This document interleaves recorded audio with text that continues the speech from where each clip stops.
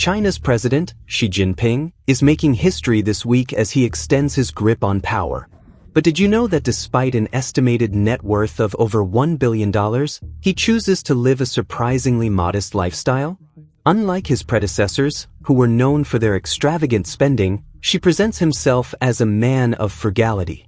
So, what's behind this unassuming approach? Is it personal conviction or a carefully crafted image? In a nation where the leader's every move is scrutinized, Xi's lifestyle choices send a powerful message.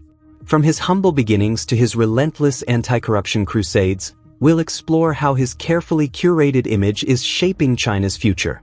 Stay tuned for the full story. Xi Jinping was born on June 15, 1953, into an elite political family.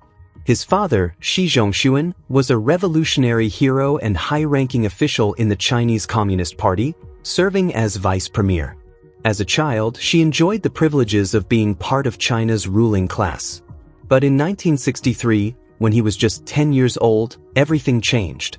His father fell out of favor with the Communist Party, was purged, publicly humiliated, and sent into exile. The family home was raided, and his sister Xi Jinping tragically took her own life during the political turmoil. His mother was forced to denounce her husband under immense pressure. Almost overnight, she went from being the son of a powerful official to the child of a disgraced political enemy. At just 15 years old, she faced a life-altering decision: stay in Beijing under scrutiny or heed the Communist Party's call to be re-educated in the countryside. In January 1969, he left behind the capital and arrived in Liangjiahe, a poor, rural village in Shaanxi province. Life in Liangjiahe was nothing like Beijing. She lived in a simple cave dwelling, worked in the fields from dawn to dusk, and endured hunger, extreme weather, and harsh physical labor. The village was poverty-stricken, and conditions were unforgiving. Yet, instead of resisting, she adapted. He learned to survive, build relationships, and navigate political struggles, setting the foundation for his future rise in the party. Xi's years in exile left a lasting mark on him. He experienced both privilege and persecution, learning the unpredictable nature of power. These experiences hardened him, shaping his disciplined and pragmatic leadership style. Some argue that they also contributed to his ruthless approach to maintaining control. He understands how fragile power can be. Today, Xi Jinping projects an image of humility and frugality, a stark contrast to the lavish lifestyles of previous Chinese leaders. But this isn't just personal preference, it's a calculated decision that reinforces his connection with the Chinese people. His past hardships serve as a powerful narrative, helping him solidify his authority and shape China's future. Stay with us as we explore more about Xi Jinping's rise to power and the lasting impact of his early struggles. Xi Jinping's teenage years were far from ordinary. It's almost unimaginable that the leader of the world's most populous nation once lived in a cave in a remote village. Yet today, that very cave has been transformed into a tourist attraction, a symbol of his past that is now used to reinforce the legitimacy of Communist Party rule.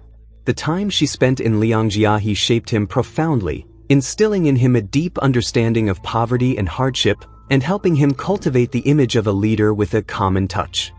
Villagers in Liangjiahe often share stories of the young Xi Jinping, a tall, pale teenager working alongside them in the fields, sleeping on a straw mat in a flea-infested cave, and enduring the same struggles they faced.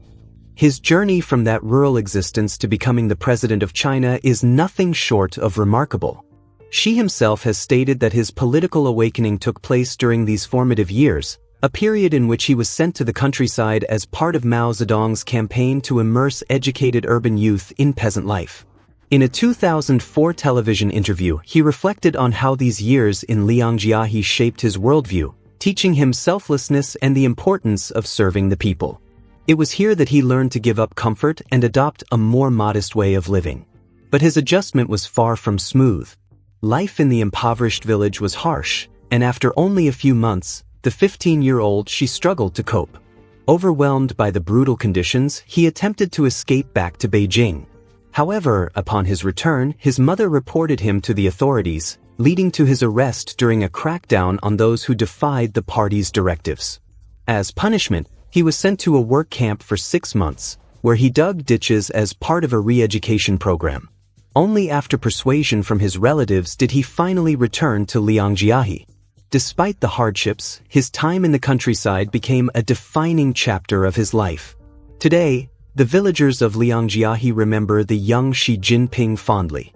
They recall him pushing carts of sand, tending crops, and even helping build a dam, all while enduring the same struggles they faced.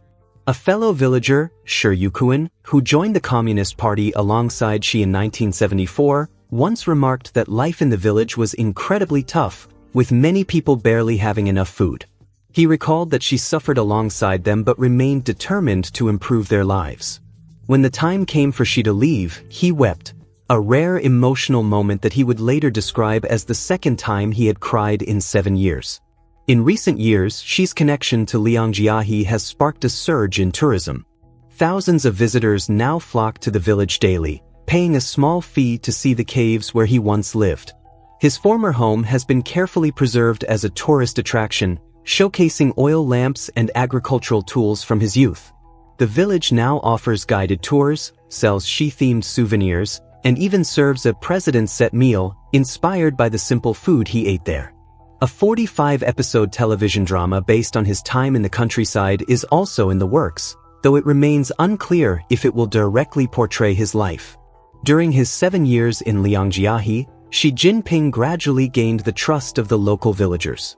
He was eventually appointed as the community secretary, a leadership role that further immersed him in rural life. Despite living in a cave much like the other villagers, he dedicated himself to improving conditions. His commitment did not go unnoticed.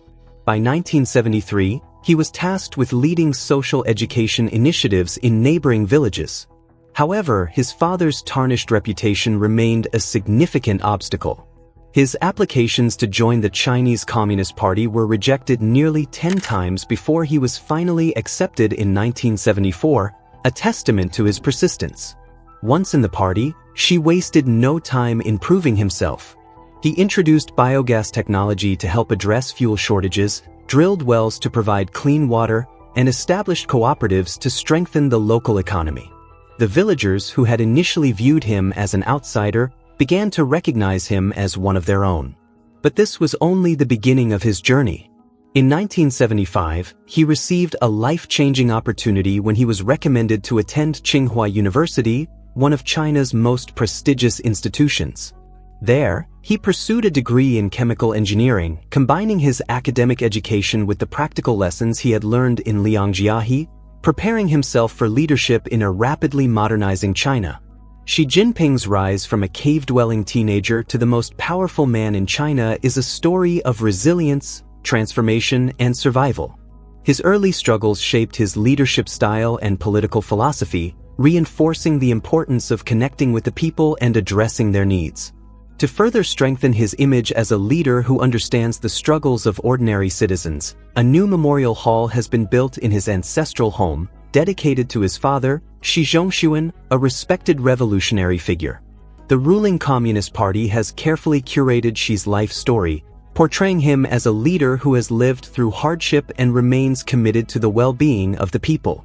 Despite coming from a privileged background as the son of a revolutionary hero, Xi Jinping has worked to shape a narrative that aligns him with the common people.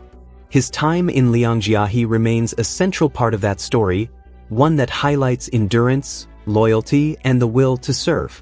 It was a chapter in his life that defined him and set the foundation for the leader he would one day become.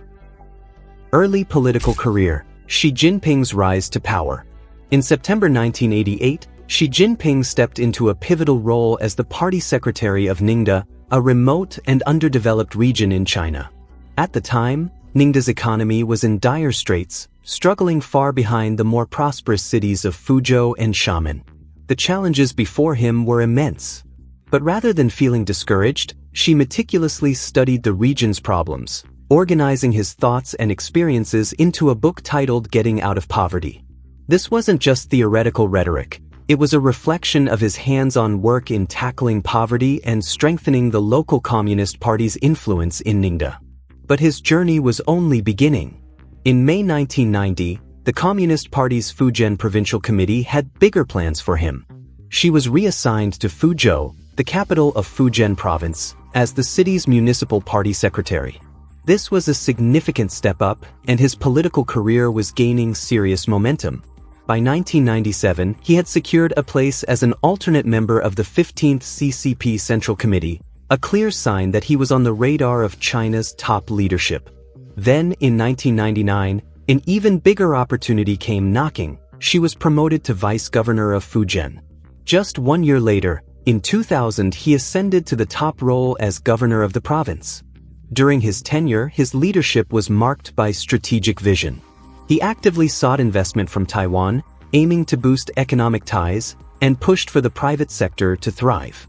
His policies laid the groundwork for economic growth in the region, but the real question was, how far could he go? The answer came in 2002 when she left Fujian for the neighboring province of Zhejiang. This was a major step forward in his career. He was quickly appointed to key political positions, eventually rising to become the party secretary of Zhejiang, the most powerful position in the province. Under his leadership, Zhejiang's economy boomed, achieving an impressive annual growth rate of 14%. But she wasn't just focused on economic success. He was also building a reputation as a tough, no-nonsense leader in the fight against corruption. His crackdown on corrupt officials sent shockwaves throughout the country and caught the attention of China's top leadership. Between 2004 and 2007, one of Xi's closest political allies was Li Chang, who served as his chief of staff. Their partnership would prove crucial in the years to come. However, Xi's rapid rise was far from over. In September 2006, China was rocked by a massive corruption scandal involving Shanghai's party secretary, Chen Liangyu. The scandal, which centered around the misuse of a multi-billion yuan social security fund, led to Chen's removal from office. The party needed someone reliable to restore stability and discipline in Shanghai, a political minefield that required careful handling. Xi Jinping was chosen for the job. By March 2007, he had officially taken over as Shanghai's new party secretary. Though his tenure in the city lasted only 7 months, it was a defining period in his career. His strategy was simple: keep a low profile, avoid unnecessary controversy, and enforce strict party discipline. In a symbolic move, he even refused a special train that Shanghai officials had arranged to shuttle him between Shanghai and Hangzhou, reminding them that such privileges were reserved only for national leaders.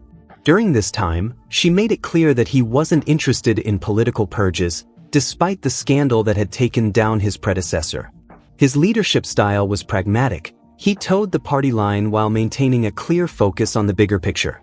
By now, it was obvious that Xi Jinping was more than just a rising star. He was a disciplined, strategic, and corruption-fighting politician who had won the trust of China's highest leaders.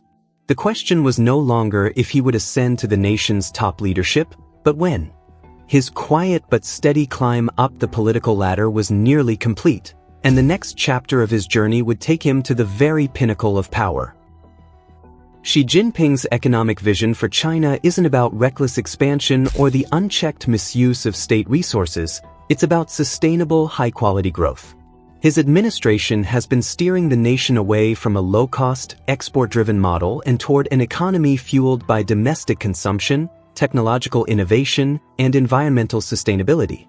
In Beijing's long-term strategy, boosting domestic demand has become a top priority, signaling a shift in how China plans to maintain its economic dominance on the global stage. Two key initiatives define Xi's ambitions: the Belt and Road Initiative and Made in China 2025. These programs aren't just about economic development. They are strategic moves designed to elevate China's influence worldwide while fostering self-sufficiency in critical industries.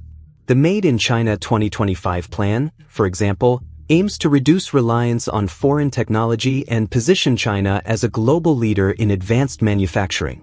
However, these efforts come at a time when China's economic recovery remains fragile, raising questions about whether this transformation can be sustained in the long run. Beyond policy, Xi Jinping's leadership is often framed through the lens of modesty and discipline. State media frequently emphasize his frugal lifestyle, portraying him as a leader focused on China's future rather than personal luxury. His commitment to the anti-corruption campaign and rejection of extravagance set a precedent for party members, reinforcing the expectation that those in power must lead by example. But this modest image is a stark contrast to Xi's political stature. While his public persona is one of humility, his leadership style is assertive and highly centralized. Since removing presidential term limits in 2018, he has further consolidated control, ensuring that his vision for China remains unchallenged. His strict enforcement of party discipline, sweeping anti-corruption measures, and emphasis on national pride paint a picture of a leader who demands loyalty and commands absolute authority. This duality extends to his residence in Zongnanhai, the political nerve center adjacent to Beijing's Forbidden City. Unlike the extravagant presidential palaces of some world leaders, Zongnanhai isn't about luxury, it's about history and power. Built during the Ming Dynasty, the compound has housed generations of Communist Party leaders, symbolizing the continuity of centralized rule in China. Its exclusivity isn't about wealth, it's about the immense political influence wielded behind its closed doors. Xi's portrayal as a frugal and humble leader is deeply rooted in Chinese cultural traditions, particularly Confucianism and Taoism. In Taoist philosophy, the three treasures, compassion, frugality, and humility, serve as guiding principles for living in harmony with the Tao, the Way. These virtues teach that true leadership doesn't come from dominance, but from restraint and wisdom. Compassion is seen as the foundation of true bravery, promoting kindness and mutual understanding. Frugality aligns with the natural order, advocating for simplicity and resourcefulness. Humility discourages arrogance, emphasizing that true leaders do not seek power for its own sake. By embodying these principles, Xi Jinping positions himself not just as a political leader, but as a guardian of China's cultural and moral heritage. But with so much power and wealth at his disposal, is his frugality a genuine personal choice or a calculated political strategy? Does Xi Jinping's modest public image reflect his true character, or is it a carefully crafted tool to solidify his authority? And how does this approach shape China's future? Let us know your thoughts in the comments below. If you enjoyed this video, don't forget to like, share, and subscribe, and check out our next video for more in-depth analysis of China's evolving political landscape.